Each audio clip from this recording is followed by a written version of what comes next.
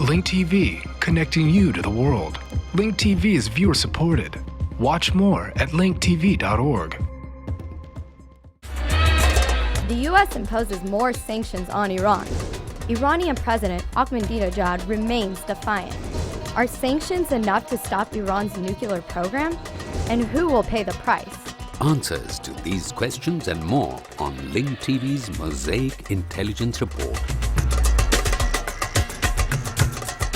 The U.S. Treasury has recently expanded its blacklist on Iran to include another state-controlled bank, a shipping line, and more of its elite Revolutionary Guard Corps.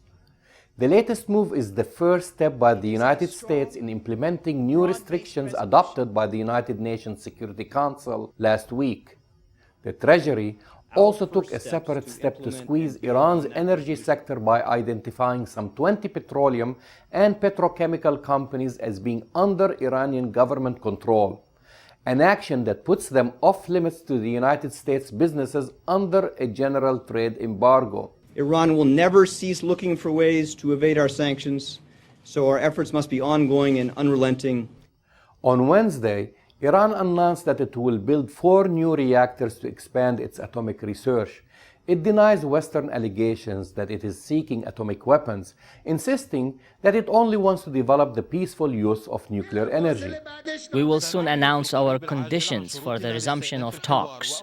First, they must talk to us in a polite and respectful way. Our nation will make you regret your latest decision. We hereby warn any country, anywhere in the world, that if it tries to harm the Iranian nation under the pretext of implementing the sanctions, we will respond accordingly and forcefully.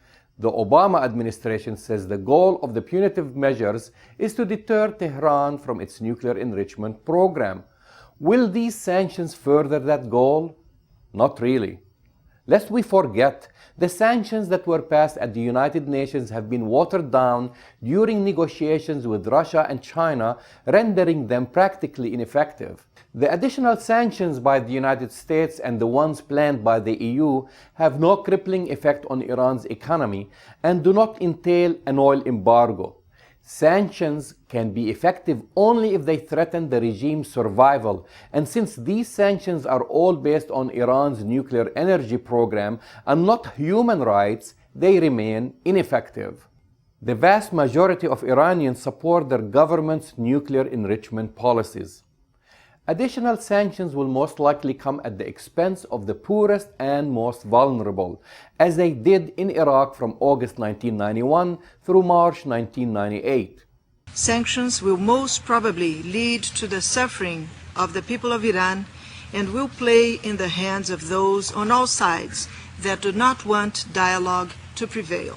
According to the Brazilian ambassador to the United Nations, Brazil, along with Turkey, voted against the draft resolution of the United Nations Security Council to impose new sanctions against Iran. Furthermore, the sanctions would allow Tehran to blame outsiders for its economic woes. In fact, the sanctions will do Iran a favor that the Iranian government can do for itself. As for making a dent in Iran's import-export traffic of energy products, the sanctions will have little effect. Turkey has indicated it plans to increase its imports of natural gas from Iran. Also, according to the Wall Street Journal, oil traders and oil industry analysts say that Iran will have little trouble finding other gasoline supplies in the Persian Gulf, where a black market in fuel products thrives, even if Washington passes measures that would penalize firms or individuals with business in the United States that supply gasoline to Iran. Captain Musa Murad, General Manager of the United Arab Emirates port of Fujairah, says gasoline sanctions will likely give a lift to a thriving black market fuel trade in the Gulf. The region has no shortage of suppliers, he says, who will continue to hide gasoline shipments to Iran because prices will go up 2 times, maybe 3 times. What options does the United States have? Those who are anxious to stop Iran's nuclear program keep reminding us that the military option is still on the table. For years, the United States has tried to stop India and Pakistan from joining the nuclear club and briefly turned off aid to them. Today, It works secretly with Pakistan to secure its nuclear arsenal and has signed a treaty with India permitting it to buy nuclear material. The United States option might be no option. I'm Jamal Dajani for the Mosaic Intelligence Report. To learn more about this program or to share your thoughts, visit us at linktv.org/me. Stay up to date on the Middle East. Follow Jamal at twitter.com/Jamal Dajani.